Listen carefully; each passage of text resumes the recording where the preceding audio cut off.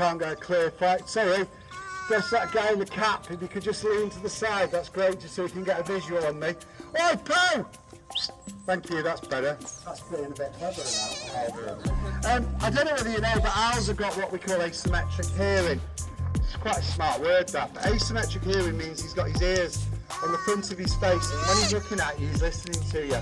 His ears are offset, so he has a high ear and a low ear, and also the diameters of his ears vary. He has a big hole and then a smaller hole. And he has this dish-shaped face, which is concaved on both sides, so it draws the noise in. What it actually means is he can close his eyes with pinpoint accuracy and actually find to where a noise is being made. And that makes him one of the most efficient, most deadly predators that there is. Lots of people say to me, you know, like when you fly the birds over our heads, isn't that a little bit dangerous? Well, I don't invite you to come here. You come here if you don't free will. And as I said, the birds are priority. So if you don't come, I'm sorry, they'll knock you out of the way. I've got eagles that are famous for it. I've got one particular famous eagle who loves tapping people. He loves it in the top of the camera. It's really naughty, but it's good fun.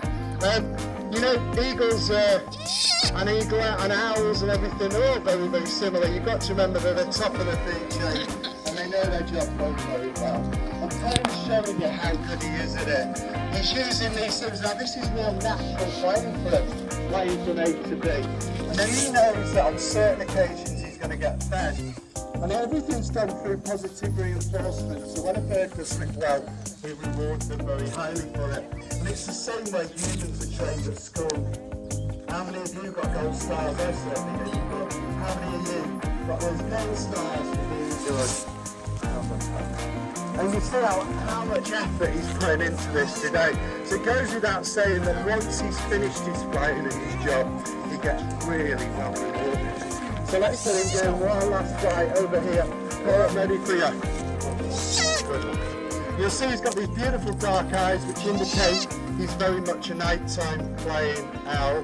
Some of our owls have light coloured eyes and some prefer dusk and dawn and some prefer the middle of the day. Our snowy owls much are daytime playing owls. Right, so it's chicken for tea on a Monday. If you don't do goriness then please look away. I forgot to pick up a Stuart Little. I normally feed a lot of mice, but today it's chicken. So if you're going to get upset, I'm not trying to glorify dead animals. I'm trying to teach the kids about the food chain and that animals eat other animals, and this is how they eat them. So if you're ready, people are all looking at me like, if you're going to get upset, close your eyes. Okay, there we are, there's a Dell chicken. We buy 30,000 of those every 2 weeks. Watch how quickly Poe gets rid of it. Oh, very nice, Poe, thanks for that. There we go. What I'm trying to show you is they eat the whole animal. They don't just eat bits, they eat the whole lot. They eat the fluff, they eat the bones, they eat the chick, they eat the whole of the chick.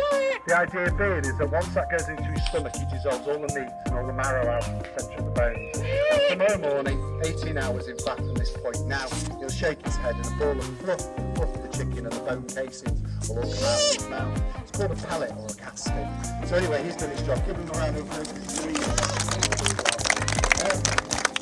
Now we're going to move on to a group of 5 birds, and those next birds are going to come round you on the bench. Please don't nervous them. No screaming or anything like that. Thanks for that, Terry. We've got Terry, Terry's a honey vulture, we've got Rosa, and then Terry's going to throw the pellet. That was gruesome, that's horrible, Terry. We've got company. We've got Rosa, we've got Rabbit, and we're going to be joined by Kit Kat, and we're also going to be joined by Donut.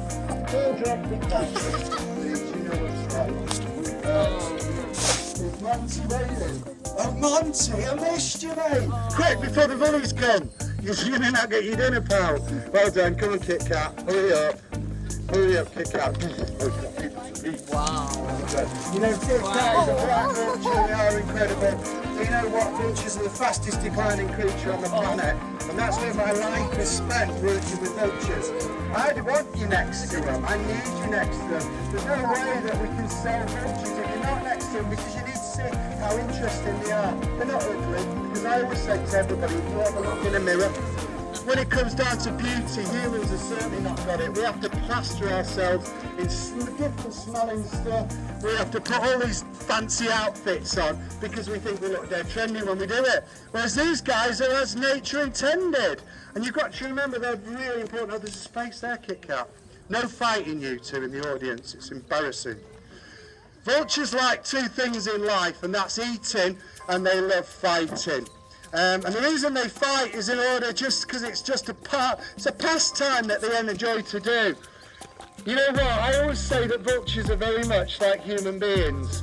If you go to anywhere on a Friday night about 11 o'clock after the pub's shut, there's kebab shops and half the people in there have gone to eat and half are going to fight. That's what happens, it goes without saying.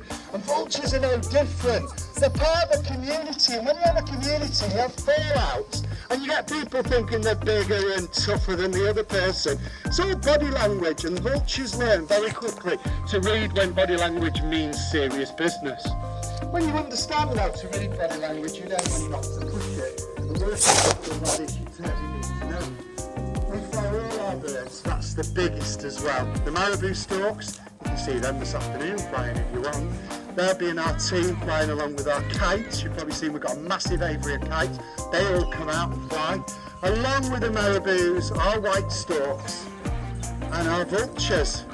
But we're also in the process of training our pelicans. And they're going to be in the next bank holiday, the end of May. They've only just recently come from France, and they're being trained up to join into the 3 o'clock show.